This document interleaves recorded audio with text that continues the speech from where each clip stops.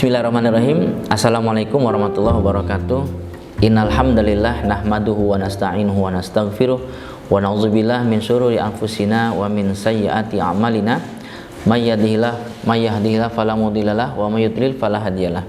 Asyhadu an la ilaha illallah wa asyhadu anna Muhammadar Rasulullah sallallahu alaihi wasallam wa ala alihi wa ashabihi amma ba'du. Saudaraku sekalian yang semoga selalu dirahmati oleh Allah, sholat sunnah itu ada yang tergantung dengan waktu dan ada juga yang tidak tergantung dengan waktu. Kalau yang tidak tergantung dengan waktu, contohnya adalah sholat sunnah mutlak, ya. Nah, kalau yang tergantung dengan waktu itu ada beberapa contoh, ada banyak macamnya. Istilahnya itu adalah sholat sunnah muqayyadah, sholat sunnah yang ada kaitannya dengan waktu. Di kesempatan kali ini saya akan mengetengahkan tentang sholat sunnah muqayyadah yang namanya sholat sunnah rawatib. Saya yakin saudaraku sekalian sudah banyak yang tahu dan sering praktek yang namanya sholat sunnah rawatib, ya. Apa sih sholat sunnah rawatib itu? Sholat sunnah rawatib itu adalah sholat sunnah yang mengiringi sholat wajib, baik itu sebelum sholat wajib yang dikenal dengan qobliyah maupun sesudah sholat wajib yang dikenal dengan ba'diyah. Apa hukum sholat rawatib? Hukum sholat rawatib adalah sunnah mu'akkadah, artinya sholat sunnah yang sangat dianjurkan. Lalu apa itu keutamaan sholat sunnah rawatib? Kalau dalam hadis nih, di dalam hadis Muslim, ya, keutamaannya itu adalah dibangunkan rumah di surga. Hadis dari Ummi Habibah, istrinya Nabi Muhammad SAW, dia berkata, sami'tu Rasulullah SAW yaqul. Kata Nabi, ma min abdin muslim yusolli lillahi kulla yaumin sintai asrota rok'atan tatawu'an ghaira faridatin illa banallahu lahu baitan fil jannah au illa buniya lahu baitun fil jannah. Di dalam hadis Muslim, ya. Jadi saya mendengar Nabi bersabda, kata Ummu Habibah, apabila ada orang Islam yang sholat dengan niat karena Allah setiap hari itu 12 rakaat sholat sunnah, bukan sholat wajib, maka Allah akan bangunkan untuk dia rumah di surga.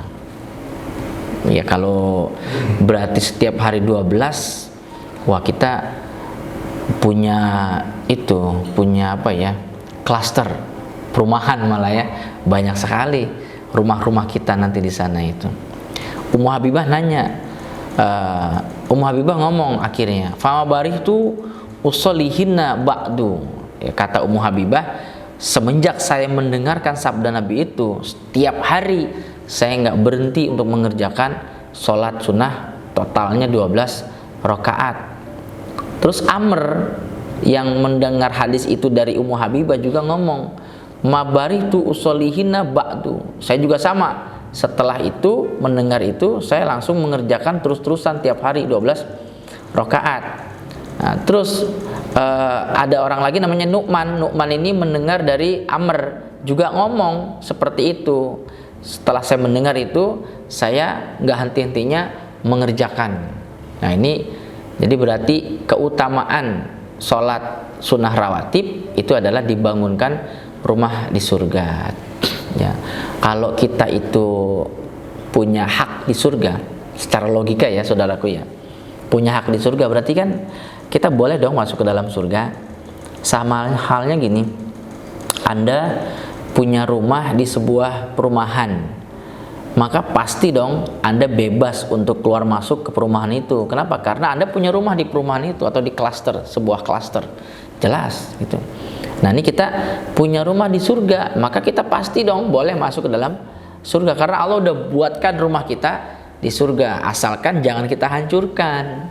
Loh, kok bisa? Bisa dihancurkan dengan cara mengerjakan sholat sunnah 12 rakaat itu, tapi niatnya nggak karena Allah.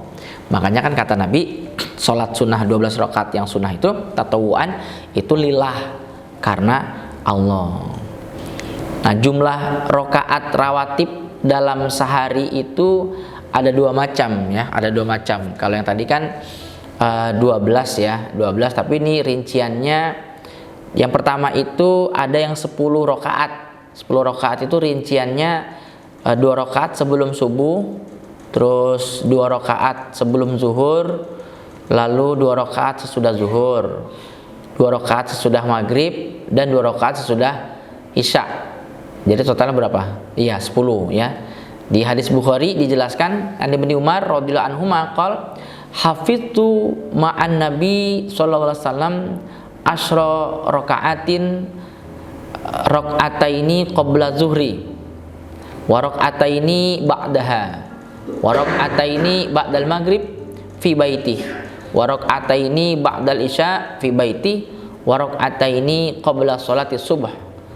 Bukhari. Jadi kata Ibnu Umar, saya hafal sesuatu dari Nabi berupa sholat sunnah 10 rakaat, yaitu 2 rakaat sebelum zuhur, terus 2 rakaat sesudah zuhur, 2 rakaat sesudah sholat maghrib di rumah beliau waktu itu ngerjakannya, dan 2 rakaat sesudah sholat isya di rumah beliau juga, dan 2 rakaat sebelum sholat subuh.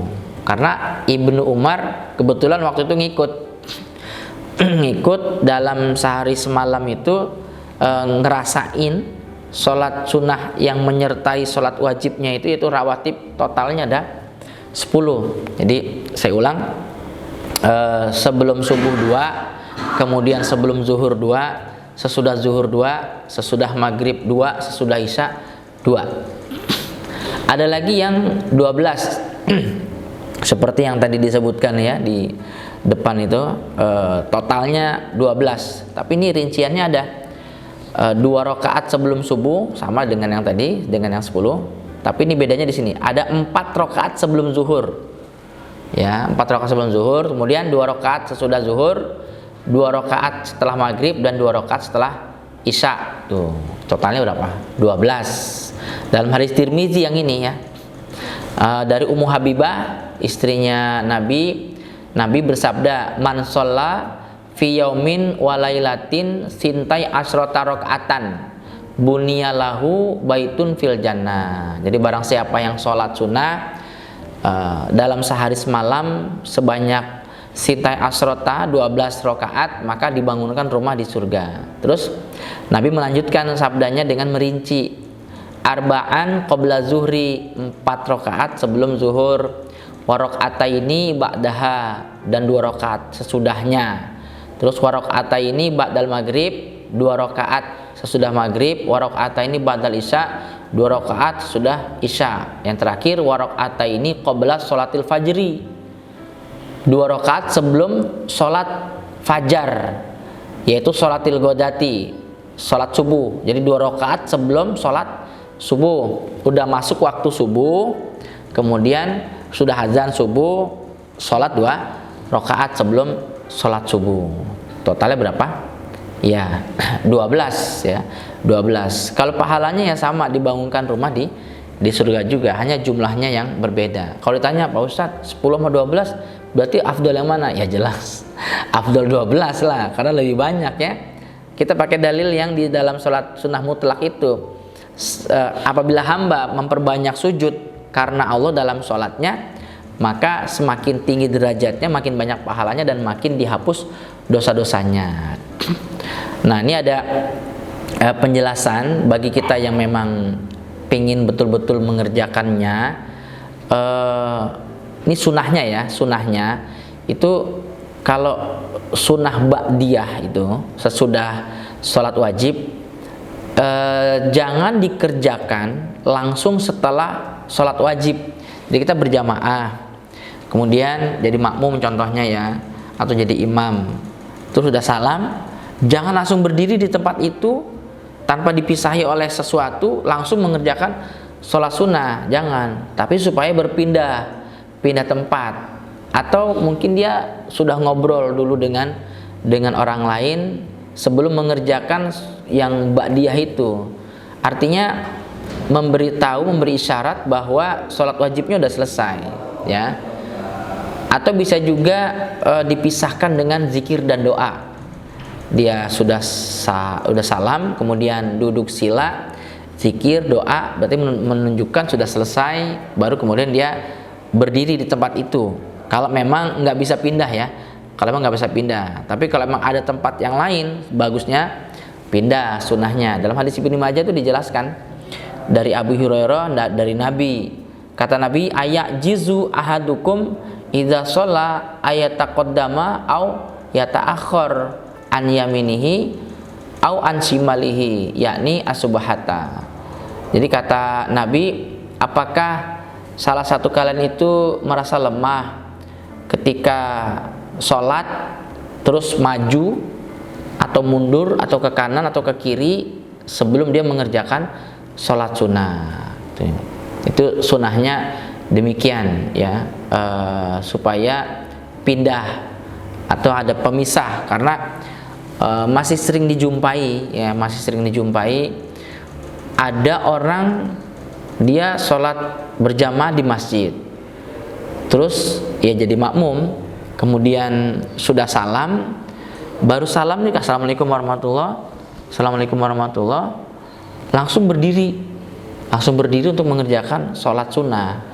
Nah, ini kurang tepat sesuai dengan sunnah. Biasanya kalau ketika kita sholat di Masjidil Haram, ya, kemudian di Masjid Nabawi, itu sering dijumpai ada orang-orang yang mempraktekkan seperti itu. Padahal Nabi bilangnya sebaiknya pindah tempat, ya, atau mungkin dipisah dengan berbicara dulu dengan orang lain, gitu.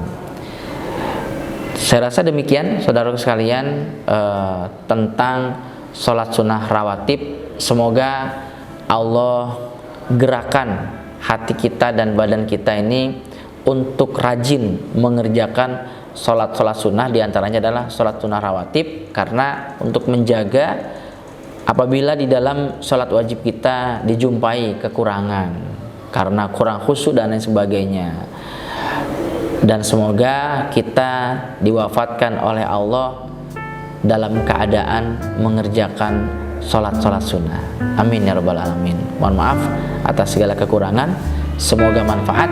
Assalamualaikum warahmatullahi wabarakatuh.